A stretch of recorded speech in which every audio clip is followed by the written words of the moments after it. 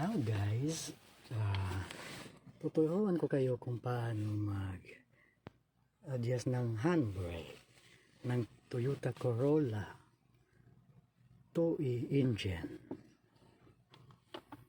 Baklasin lang to. Yun.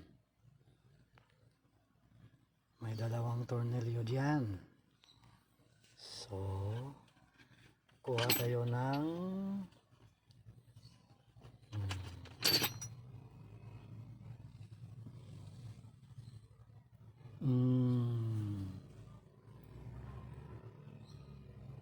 12 millimeter socket reins.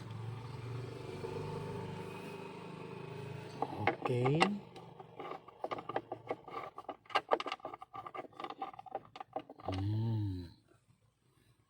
Papalitan na natin ng 10 millimeter socket reins. Okay, nagkakasya yan.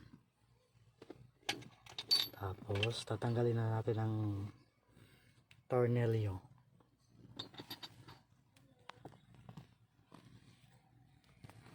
Sandali lang.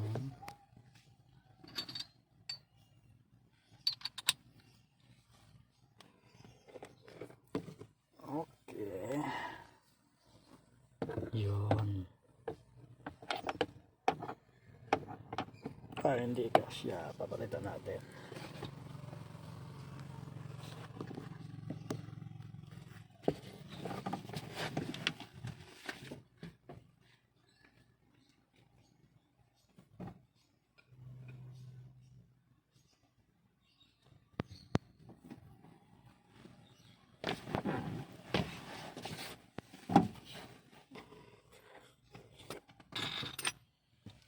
So, since hindi kasya ito, okay, papalitan natin.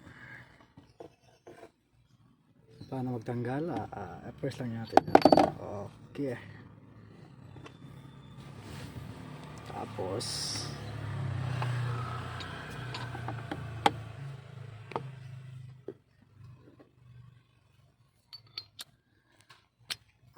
okay.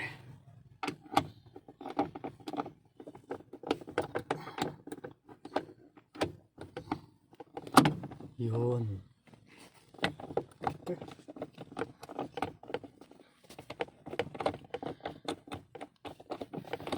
Tumuyok na, tumuyok.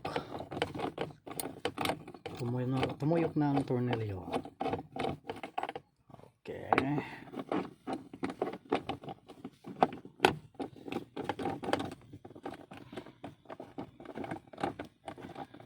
Alright. Alright. Okay. Baklasin na natin to.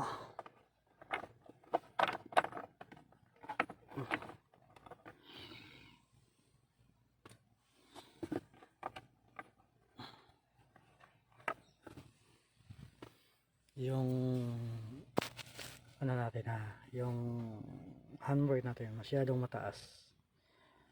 So, try natin i-adjust.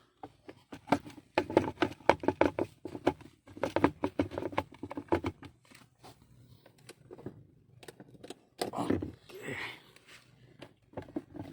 Kung masyadong kabisado to, pero ito try natin. Bumaklasin natin yan. Okay.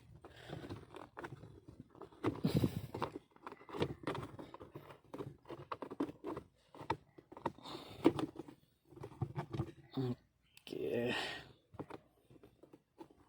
Paano to?